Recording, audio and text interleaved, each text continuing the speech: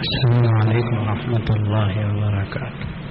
نتوكل عليه ونعوذ بالله من شرور أنفسنا ومن سيئات أعمالنا من يهده الله فلا مضل له ومن يضلله فلا هادي له ونشهد أن لا إله إلا الله وحده لا شريك له ونشهد أن سيدنا ونبينا ومولانا محمدا عبده ورسوله. قال الله تبارك وتعالى: أعوذ بالله من الشيطان الرجيم. بسم الله الرحمن الرحيم. ويؤثرون على أنفسهم ولو كان بهم خصاصة ومن يوق شح نفسه فأولئك هم المفلحون. صدق الله مولانا العظيم. محترم حاضرین، رمضان المبارک رخصت ہوا اور پھر نماز عید الفطر بھی سارے عالم کے مسلمانوں نے ادا کر لی۔ یہ دراصل اللہ تبارک و تعالیٰ کے حضور شکریہ کے 2 رکعات نفل ہوتے ہیں جو ہم ادا کرتے ہیں کہ ہمیں رمضان المبارک کی دولت نصیب ہوئی اور روزے، تلاوتوں، عبادتوں اور خاص طور پر دعائیں، یہ سب کچھ جو اللہ تبارک و تعالیٰ نے ہمیں مرحمت فرمایا، اس کے شکریہ میں عید الفطر کی 2 رکعات نماز ادا فرمائی گئی اور اللہ تبارک و تعالیٰ عیدگاہ سے لوٹتے ہوئے ہی بندگان مومن کو عید مغفرت کی خوشخبری عطا فرما دیتے ہیں۔ شکریہ ہی اصل ہے۔ اللہ تعالیٰ کے بندے پر بے انتہا انعامات ہیں۔ قرآن مجید میں اللہ تعالیٰ نے فرمایا کہ وَإِن تَعُدُّوا نِعْمَةَ اللَّهِ لَا تُحْصُوهَا، اگر تم اللہ کی ان نعمتوں کو شمار کرو جو اس کی تمہارے اوپر ہیں تو جان رکھو کہ ان نعمتوں کو تم شمار نہیں کر سکتے۔ ہزاروں، لاکھوں، کروڑوں نعمتیں ہیں، جو کچھ ہے سب اسی کی طرف سے ہے۔ کوئی گنے تو کسے گنے، کسے چھوڑے؟ کچھ نعمتیں ایک کی ہوں، کچھ نعمتیں کسی اور کی ہوں تو گننے کا سوال پیدا ہوتا ہے۔ جب ساری نعمتیں اللہ تبارک و تعالیٰ کی طرف سے ہیں تو پھر گن کر اس کو شمار کر کے بیان کرنا یہ ناممکنات میں سے ہے۔ البتہ اتنا ضرور ہے کہ ہم بندوں کو اللہ کی طرف سے حکم اتنا ہے کہ جب تمہیں اللہ کی طرف سے کوئی نعمت ملتی ہے تو اللہ کا شکریہ ادا کرو کہ یہ نعمت بغیر استحقاق کے اللہ کے فضل سے ملی ہے، اللہ نے اپنے کرم سے عطا فرمایا، یہ ہمارا کوئی استحقاق نہیں تھا، اللہ تعالیٰ نے ہم کو مرحمت فرمایا۔ پھر اس نعمت کا شکریہ زبان سے بھی ہو، اس نعمت کا شکریہ عمل سے بھی ہو۔ صرف زبان سے اللہ تیرا شکر ہے، اللہ تیرا شکر ہے کہہ دینا اور پھر اذان کے وقت میں نماز کو چھوڑ کر باہر روڈ میں مسجد کے سامنے سے گزر جانا، یہ شکریہ نہیں ہے، شکریہ کا مذاق ہے۔ اور اسی طرح جب کوئی مصیبت آتی ہے اور کوئی پریشانی آتی ہے تو بندے کو چاہیے کہ اللہ کے لیے صبر کرے اور اللہ تبارک و تعالیٰ کے حضور اب اس مصیبت کے دور کرنے کے لیے دعا کرے۔ اس کو قرآن مجید میں اللہ تعالیٰ نے فرمایا کہ نَبْلُوكُمْ بِالشَّرِّ وَالْخَيْرِ فِتْنَةً، ہم تمہیں آزماتے ہیں، خیر دے کر بھی آزماتے ہیں، یہ بھی تمہارے لیے آزمائش ہے، اور شر دے کر بھی، تکلیف دے کر بھی ہم تم کو آزماتے ہیں، یہ بھی تمہارے لیے فتنہ ہے اور آزمائش ہے۔ تو یہ مومن کی شان ہے کہ عجبا لامرئ المؤمن، مومن کا معاملہ بہت عجیب ہے۔ حضور اکرم صلی اللہ تعالیٰ علیہ وسلم نے فرمایا کہ مومن کا معاملہ ہر موقع پہ عجیب ہے اور اس کے لیے ہمیشہ خوشی ہی خوشی ہے، اس لیے کہ اگر ان اصابت ہو سراء شکر، جب کوئی مصیبت اس کو پہنچتی ہے تو وہ اللہ کے لیے، جب اس کو نعمت پہنچتی ہے تو اللہ کے لیے شکر کرتا ہے، یا اللہ تو نے یہ دیا وہ دیا، شکر ہے تیرا، فکان لہ خیر، شکر کرنا اس کے لیے خیر ہے، اس پہ اجر ملتا ہے، ثواب ملتا ہے۔ وَإِنْ أَصَابَتْهُ سَرَّاءُ وَإِنْ أَصَابَتْهُ ضَرَّاءُ، اور اگر کسی مسلمان اور مومن کو کوئی تکلیف پہنچتی ہے تو صبر، اللہ کے لیے صبر کرتا ہے تو فکان لہ خیر، یہ بھی اس کے لیے خیر ہے۔ تو صبر اور شکر یہ دو نعمتیں اللہ تبارک و تعالیٰ کی طرف سے ہم بندوں کو جو عطا ہوئی ہیں، مسلمانوں کو، ایک بہت بڑی دولت ہے کہ مسلمان کے لیے کبھی کسی قسم کی پریشانی نہیں ہے، نعمت ملے تو بھی پریشانی نہیں، وہ تو ہے ہی نہیں، کوئی مصیبت آتی ہے تو بھی پریشانی نہیں، اس لیے کہ ہمارا ایمان ہے کہ خیر اور شر، نعمت یا مصیبت آتی ہے تو اللہ کی طرف سے آتی، پریشانی آ گئی تو پریشان ہونے کی ضرورت نہیں، کچھ نہ کچھ خیر ہے اسی لیے اللہ نے دیا ہے، کچھ نہ کچھ خیر ملے گا، اس کی وجہ سے ہی اللہ تبارک و تعالیٰ نے پریشانی۔ تو اپنی طبیعت میں شکر کے جذبات پیدا کرو کہ اللہ تبارک و تعالیٰ کی نعمتیں ہمارے اوپر بہت ہیں، خاص طور پر گزرا ہوا رمضان المبارک بھی ہمارے اوپر ایک بہت بڑی نعمت ہے اللہ تعالیٰ کی جو گزر گیا۔ حضرت میں عموماً کہا کہ گیہوں کے آٹے کو اس طرح ہم گوند کے روٹی بنا دیتے ہیں، اس طرح وہ لوہے کو استعمال کرتے، یہ نعمت اللہ نے ان کو دی تھی، اور اس کے ذریعے سے وہ خوات کی کڑیاں بناتے اور لوہے کا لباس بناتے تھے، کڑیاں بنا جوڑ جوڑ کے ہاتھ سے بناتے تھے، کسی مشین کی ان کو ضرورت نہیں، اور اسے بیچ کے اپنا حلال رزق حاصل کرتے۔ اسی لیے رسول اللہ صلی اللہ علیہ وسلم نے ارشاد فرمایا کہ اپنے ہاتھ سے محنت کر کے کما کے حلال روٹی کھاؤ، یہ حضرت داؤد علیہ السلام کا عمل تھا کہ فکان یعمل بیدہ، کہ حضرت داؤد علیہ السلام اپنے ہاتھ سے کام کر کے کما کے کھایا کرتے۔ اب کسی آدمی کے ہاتھ پہ اللہ لوہے کو موم کر دیں، کتنی بڑی نعمت ہے، دنیا میں تو کسی کو نہیں ملی یہ بات، اور کسی کو نصیب نہیں ہوئی، تو اللہ نے فرمایا اعملوا آل داؤد شکرا، اے آل داؤد تم اللہ کے شکریہ ادا کرو، اور شکریہ کا طریقہ یہ ہو کہ تم عمل کرو۔ میں نے کہا نا کہ زبان سے شکریہ ادا کر دینا وہ تو خیر ہے ہی، لیکن عملی طور پہ شکریہ ہے وہی اصل شکریہ ہے۔ آدمی زبان سے شکریہ نہ کہے ٹھیک ہے، لیکن عمل میں لگے، یہ اللہ تبارک و تعالیٰ کو پسند۔ حضرت داؤد علیہ السلام نے اس آیت پہ عمل ایسا کیا، یہ حکم ان کو آیا تھا اور قرآن میں بھی وہ حکم اتارا گیا۔ انہوں نے ایسا شکریہ ادا کیا کہ ایک مصلی اپنے گھر میں بچھا دیا اور پورے گھر والوں کو یہ خبر کر دی کہ دیکھو یہ مصلی کبھی خالی نہیں ہونا چاہیے، کوئی نہ کوئی اس میں اللہ کی عبادت میں لگا بیٹھا ہوگا۔ تو حضرت داؤد علیہ السلام رات میں بیٹھتے تھے، عبادت کرتے تھے، کبھی نماز میں ہیں، کبھی ذکر میں ہیں، کبھی اپنی کتاب پڑھ رہے ہیں جو ان پہ اتری تھی، اور جب وہ اٹھ جاتے تھے تو ان کی بیوی بیٹھتی تھی، ان کی اولاد بیٹھتی تھی، وہ مصلی کبھی خالی نہیں ہوتا تھا۔ یہ اللہ تبارک و تعالیٰ کی نعمت کے شکریہ میں انہوں نے عمل کو جاری رکھا تھا برابر۔ اعملوا آل داؤد شکرا، اور اللہ تعالیٰ نے بڑی عجیب بات کہی کہ وقلیل من عبادی الشکور، میرے یہ کروڑوں بندوں میں سے شکر ادا کرنے والے بہت تھوڑے ہیں۔ ارے سمجھ میں آتا ہے نہیں؟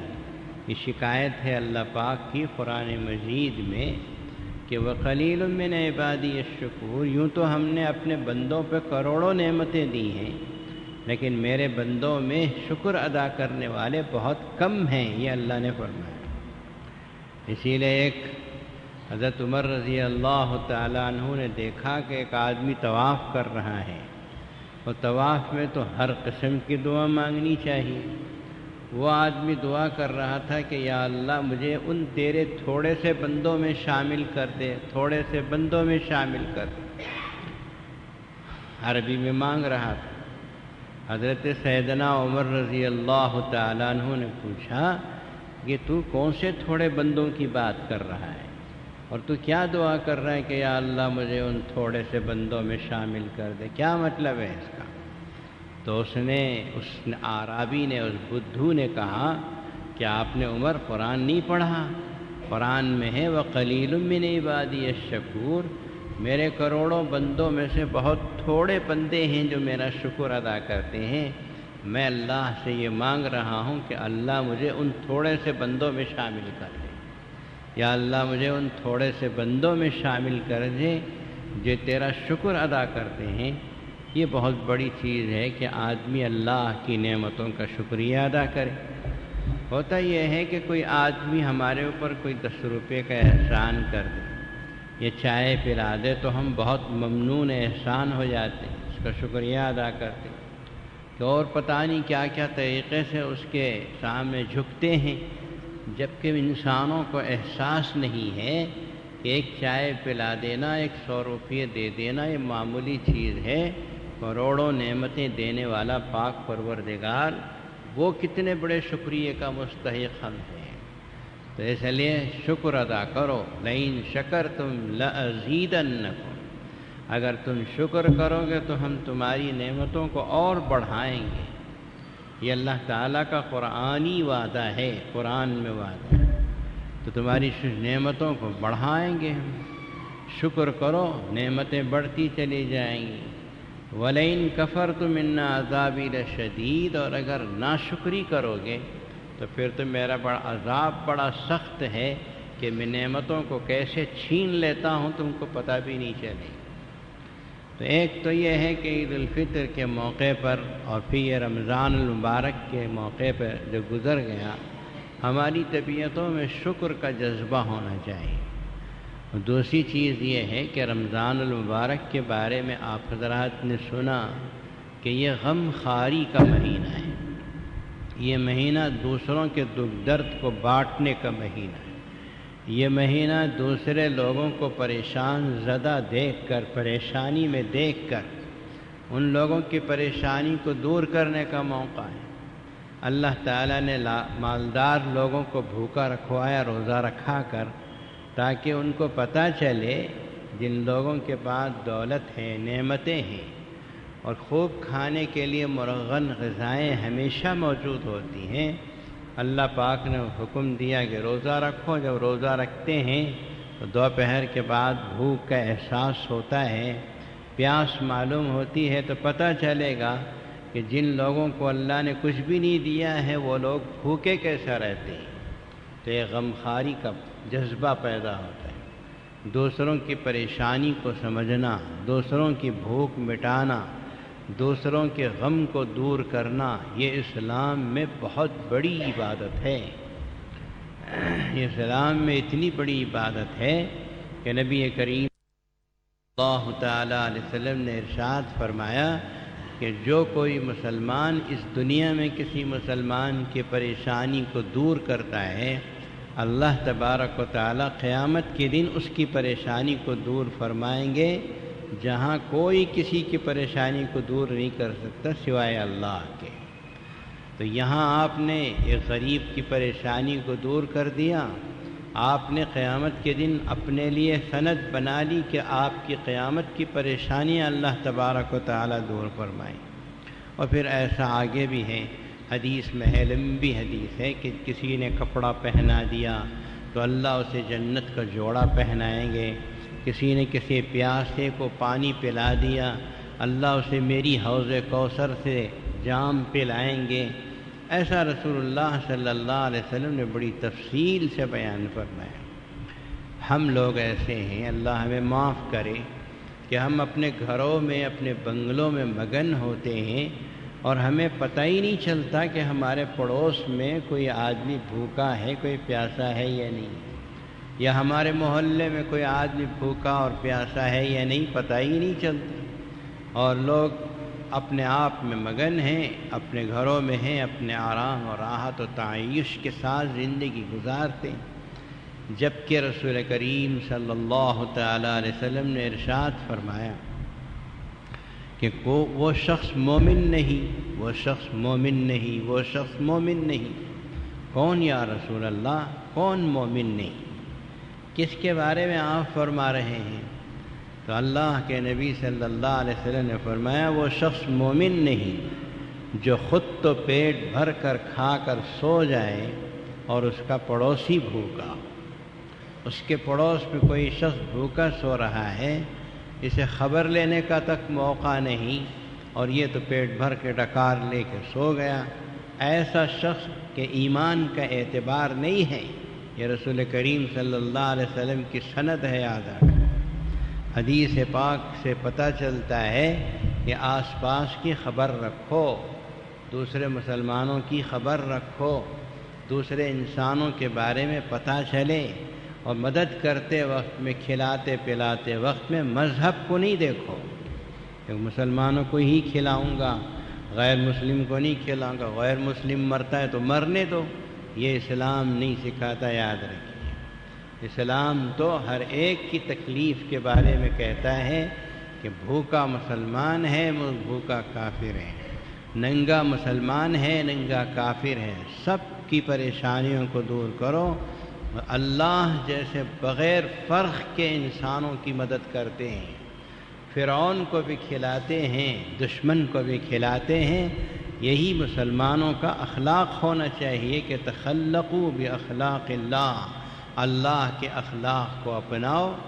ہاں جہاں احکامات ہیں، مثال کے طور پر زکوٰۃ کی رقم مسلمانوں کے لیے خاص ہے، وہ غیر مسلموں کو نہیں دینا چاہیے۔ ایسی کچھ چیزیں ہیں جو صرف مسلمانوں کے لیے ہیں، اس میں عمل کرو شریعت کے اوپر۔ باقی جہاں عام باتیں ہیں، کسی غیر مسلم کو آپ نے پریشان دیکھا اور آپ اس کی پریشانی کو 2-4 روپے 10-20 روپے خرچ کر کے دور کر سکتے ہو، یہ مت سوچو کہ یہ اللہ کو مانتا ہے، یہ نہیں مانتا ہے۔ حضرت سیدنا ابراہیم خلیل اللہ علیہ السلام بغیر مہمان کے نہیں کھاتے تھے۔ ایک بار مہمان آیا، بوڑھا مہمان تھا، 70-80 سال کا بوڑھا تھا، وہ جب اس کے سامنے کھانا آیا تو بھوکا تھا، اور اس نے اٹھا کے ایک دم سے منہ میں کھانا ڈالا۔ حضرت ابراہیم علیہ السلام نے ہاتھ پکڑ لیا، ہاتھ کھینچ لیا، تو بسم اللہ نہیں پڑھتا، بسم اللہ نہیں پڑھتا۔ حضرت ابراہیم علیہ السلام نے اسے بھگا دیا کہ اللہ کا نام لیے بغیر کھاتا ہے، وہ تو اللہ کی محبت میں سرشار تھے، اللہ کا نام لیے بغیر کھاتا ہے، بھگا دیا اس کو۔ اللہ تعالیٰ نے وہی بھیجی، ابراہیم یہ 70-80 سال سے میرا نام لیے بغیر میرا رزق کھا رہا ہے، اور میں اسے کھلا رہا ہوں، اور تمہارے دسترخوان پہ ایک مرتبہ بیٹھا بسم اللہ نہیں پڑھا تو تم نے بھگا دیا۔ یہ کیا ہے؟ جاؤ اسے پکڑو، لاؤ اسے، کھلاؤ اسے، اور اس طرح تمہارا بھگا دینا ہم کو پسند نہیں ہے۔ حضرت ابراہیم علیہ السلام لرز کے رہ گئے، میرا اللہ مجھ سے ناخوش ہو جائے پھر میں برباد ہو جاؤں۔ بھاگے بھاگے گئے، ادھر دیکھا ادھر دیکھا، آبادی کا زمانہ تو نہیں تھا، اسے پکڑ کے لے کر آئے، مل گیا وہ، لا کے بٹھایا اور کہا کہ بابا کھا لے، جیسا کھاتا ہے ویسا کھا لے، کھا لے، جیسا تو کھانا چاہے کھا لے، میری طرف سے کوئی شرط نہیں، کوئی کنڈیشن نہیں۔ اب وہ شخص پریشان ہوا کہ جس نے مجھے دسترخوان سے اٹھا کے بھگایا وہ اتنا منت کیوں کر رہا ہے کھلانے کی، جس نے مجھے بھگا دیا تھا وہ اتنا منت کیوں کر رہا ہے۔ حضرت ابراہیم علیہ السلام سے اس نے کہا جب تک آپ حقیقت نہیں بتائیں گے میں ایک نوالا بھی اٹھانے والا نہیں۔ تو حضرت ابراہیم علیہ السلام نے بتایا کہ بابا بات یہ ہے کہ تو نے جب میرے اللہ کا نام نہیں لیا تو مجھے کھانا کھلانا پسند نہیں تھا، لیکن اللہ نے مجھے ڈانٹا اور کہا کہ 70 سال سے میں اسے بغیر میرے نام کے لیے کھلا رہا ہوں، تو یہ ایک مرتبہ تم نے کیوں اس کو منع کر دیا؟ اب بوڑھا آدمی جھک گیا، اس نے کہا ابراہیم تم معمولی آدمی نہیں معلوم ہوتے، میں آج سے تمہارا غلام ہوں، میں آج سے تمہارے دین پہ چلوں گا۔ اللہ نے 70-80 سال میں ہدایت دے دی، کلمہ پڑھ کے مسلمان ہو گئے۔ سمجھو اس بات کو، آدمی کا یہ تفریق کرنا، فرق کرنا، یہ اسلام میں گوارا نہیں ہے، پسند نہیں ہے۔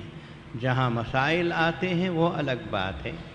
تو یہ ہمدردی، یہ ایثار، یہ ایک دوسرے کے ساتھ کام آنا، یہ سب چیزیں جو ہمیں رمضان المبارک میں درس ملتا ہے اس کا عملی طور پہ۔ قرآن مجید کی آیت شریفہ میں نے تلاوت کی، وَيُؤْثِرُونَ عَلَىٰ أَنفُسِهِمْ وَلَوْ كَانَ بِهِمْ خَصَاصَةٌ، یہ ایک صحابی کے بارے میں اترا۔ آپ نے میری ہی زبان سے دو چار مرتبہ سنا ہی ہوگا کہ رسول اللہ صلی اللہ علیہ وسلم کی خدمت اقدس میں ایک مہمان آئے۔ مہمان کے لیے کھلانا، اس زمانے میں تو روزی روٹی کی تنگی تھی۔ حضور پاک صلی اللہ علیہ وسلم نے پوچھا بھئی اس مہمان کو کوئی لے جائے گا، اس مہمان کو کوئی کھلائے گا اپنے گھر میں؟ تو ایک انصاری صحابی اسے گھر لے گئے اور گھر میں بٹھایا، اپنی بیوی سے پوچھا کچھ ہے کھانے کے لیے؟ تو بیوی نے کہا تھوڑا سا رکھا ہے بچوں کے لیے، ہم اور آپ تو بھوکے پانی پی کے سونا پڑے گا، باقی جو ہے وہ بچوں کے کھانے کے۔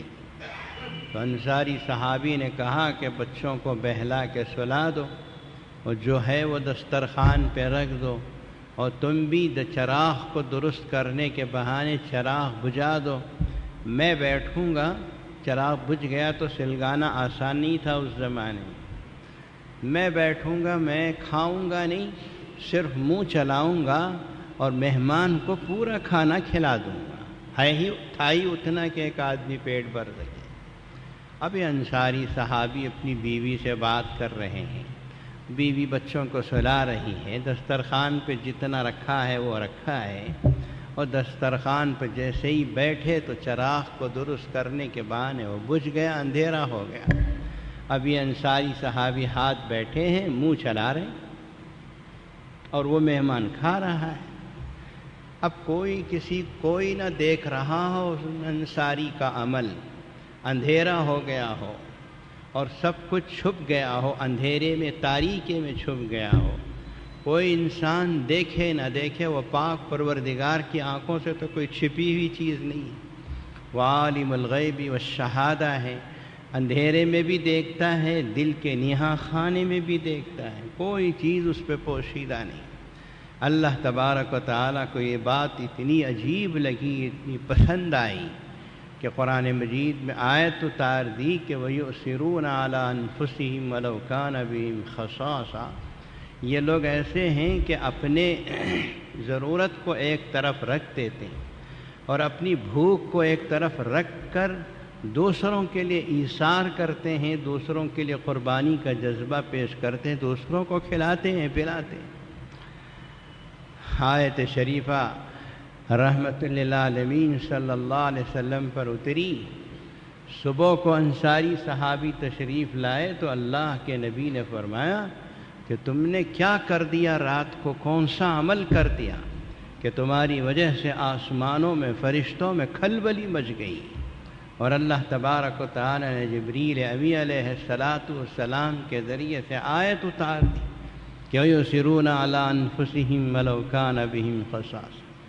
یہ تو ایک واقعہ ہے جو میں نے اس آیت کے تحت میں عرض کیا، ایسے سینکڑوں نہیں ہزاروں واقعات ہیں، ہمارے اکابرین صحابہ کرام بزرگوں کے واقعات ہیں کہ جنہوں نے دوسروں کے لیے اپنے آپ کو ختم کر لیا، دوسروں کو آباد کرنے کے لیے اپنے آپ کو برباد کر لیا، اپنے اللہ کو خوش کرنے کے لیے، اللہ راضی ہو جائے، اللہ خوش ہو جائے، باقی کچھ نہیں چاہیے، اپنی بھوک کا خیال نہیں، اپنی پیاس کا خیال نہیں، اپنے لیے کچھ چیزوں کا خیال نہیں کیا، دوسروں کے لیے کیا، دوسروں کے لیے کیا۔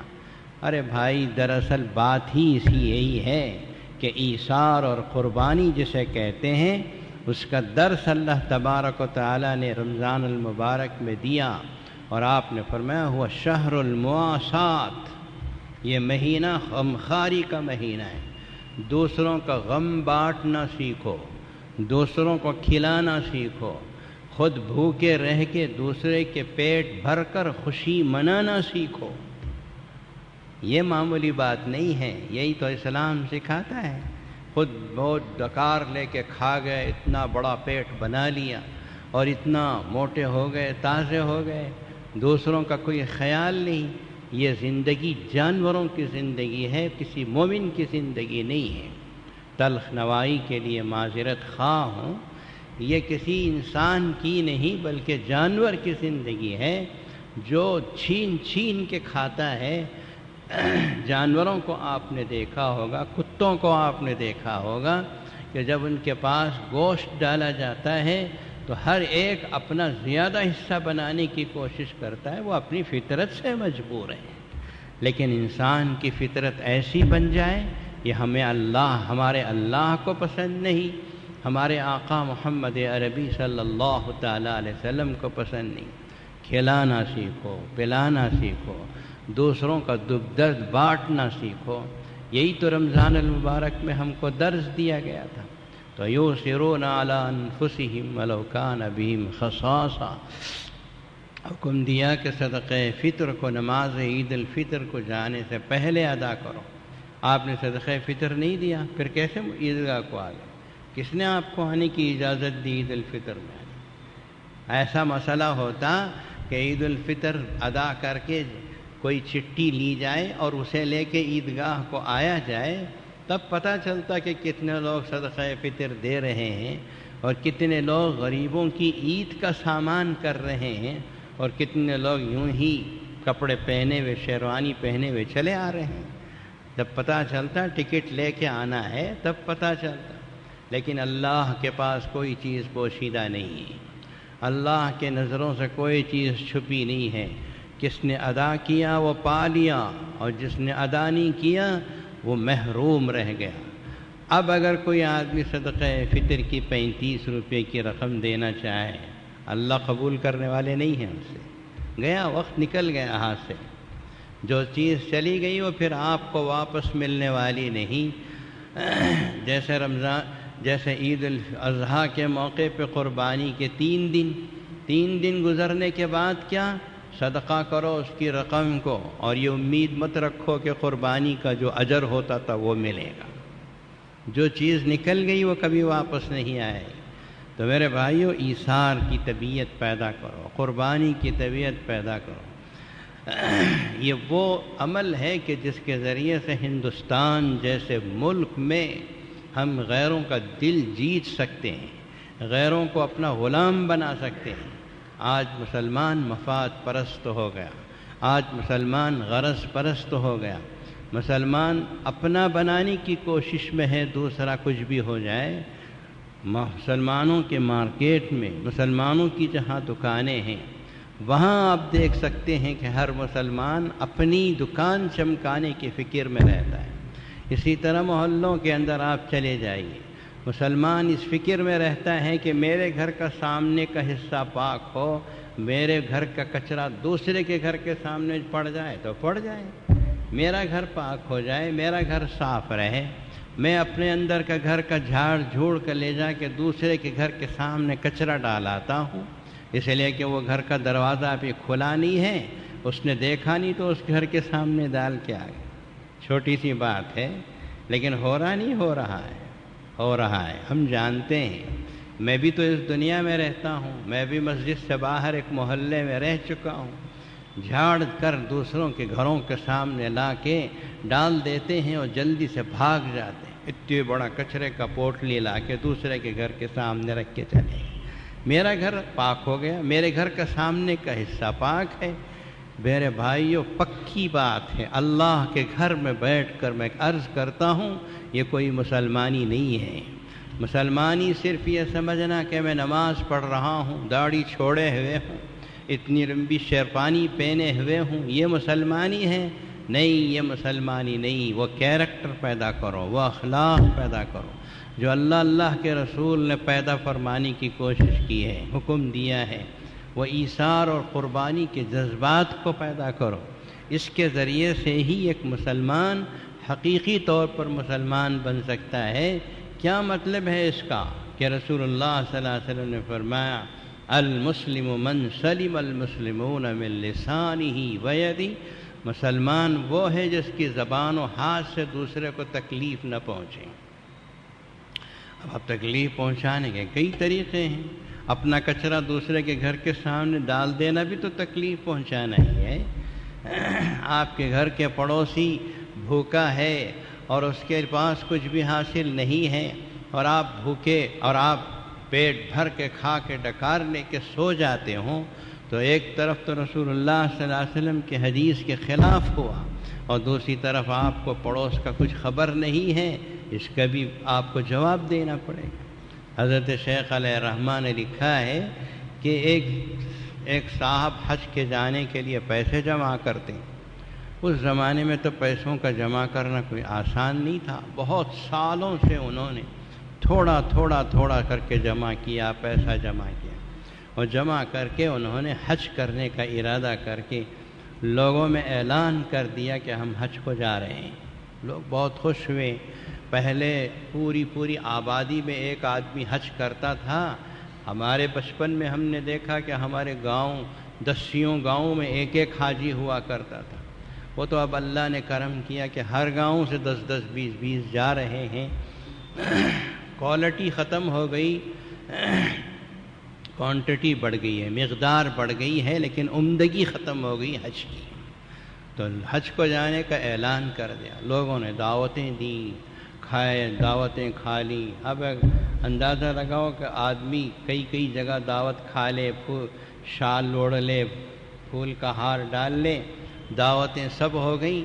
کل کو نکلنے والے ہیں، صبح میں سفر شروع ہونے والا ہے۔ اونٹوں کے زمانے کا سفر تھا، سفر صبح میں ہونے والا ہے۔